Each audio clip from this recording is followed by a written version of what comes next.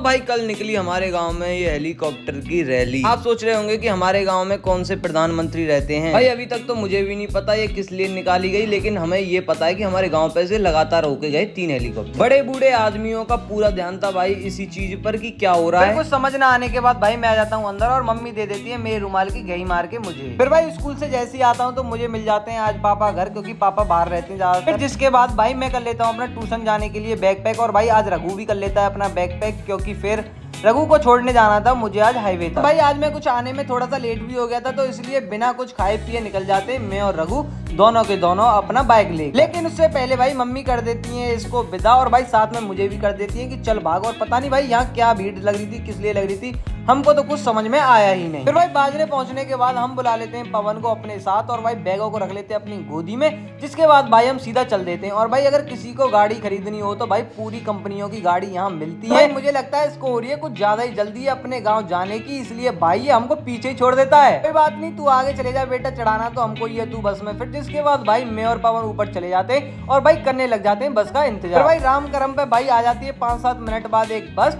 फिर जिसमें हम बैठा देते हैं भाई रघु को और कह देते हैं ध्यान से जाइयो। फिर जिसके बाद भाई पवन एव करते हुए उतरता है यहाँ से हाईवे पे से नीचे, लेकिन भाई बच जाता है इसका पैर फिसलने से। बाइक आई थी हमारी रिजर्व में, इसलिए भाई हम चले जाते हैं सबसे पहले डलाने पेट्रोल। और फिर भाई पहुंच गए हम अपने फिजिक्स वाले ट्यूशन में, जहाँ भाई पढ़ने लग जाते हैं हम थोड़ी देर फिजिक्स और करने लग जाते हैं न्यूमेरिकल सॉल्व। जैसे दूसरे ट्यूशन आए तो भाई दूसरे ट्यूशन वाले भैया का लड़का जो कि भाई यहाँ बैठा हुआ था और खेल रहा था फ्री फायर। घर आते टाइम हम रुक जाते हैं यहाँ पानी पड़ा के खाने के लिए, और भाई यहाँ दिखते हैं हमें एक राइडर भैया जो कि भाई अपनी बाइक को लेके चल रहे थे बहुत तेज। जैसे ही गांव में आया तो भाई मैं कहता हूँ भाई पूरी तरफ ये लाइट कैसे होगी, तो पता चला हमारे गांव के प्रधान